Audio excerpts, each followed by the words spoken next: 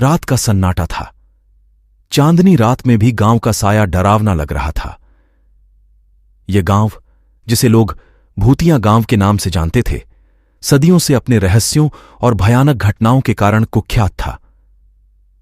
गांव के बुजुर्गों की माने तो इस गांव में एक समय पर एक जमींदार रहता था। वह बहुत ही निर्दयी था और गरीब किसानों पर अत्याचार करता था। उसकी निर्दयता के कारण गांव वालों ने एक दिन उससे बदला लेने का निर्णय किया। उन्होंने एक रात जमींदार को उसके ही महल में जिंदा जला दिया। तभी से इस गांव में अजीब घटनाएं घटने लगीं। लोग कहते हैं कि जमींदार की आत्मा अब भी उस महल में भटकती है और बदला लेने के लिए तड़प रही है। गांव के लोग रात को बाहर निकलने से डरते थे, परंतु युवा और जिज्ञासु रवि ने इस रहस्य की तह तक जाने की ठानी। एक रात वह अपने दोस्तों के साथ उस महल की ओर चल पड़ा। रास्ते में डरावनी आवाजें और अजीब सी हलचलें उनके होश उड़ा रही थीं, परंतु रवि ने हिम्मत नहीं हारी। महल में प्रवेश करते ही उन्हें ठंडक का एक अजीब सा एहसास हुआ। चारों ओर धूल और मकड़ी के जाले थे।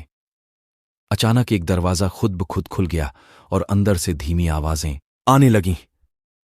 रवि और उसके दोस्तों ने देखा कि एक पुरानी तिजोरी है जिसमें कुछ दस्तावेज रखे हैं। उन दस्तावेजों में जमींदार की हत्या के बारे में विवरण लिखा था। जैसे ही उन्होंने दस्तावेज उठाए, उन्हें एक भयानक चीख सुनाई दी। वहां जमींदार की आत्मा प्रकट हो गई। पाएगी जब सच्चाई सामने आएगी और मेरे कातिलों को सजा मिलेगी। रवि ने वादा किया कि वह सच्चाई का पता लगाएगा और न्याय दिलाएगा।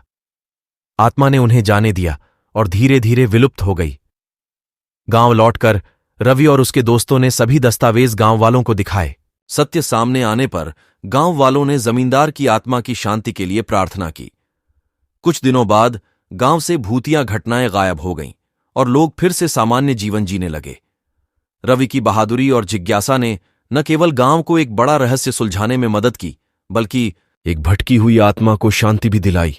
अगर वीडियो पसंद आया हो तो चैनल को लाइक एंड सब्सक्राइब जरूर करें।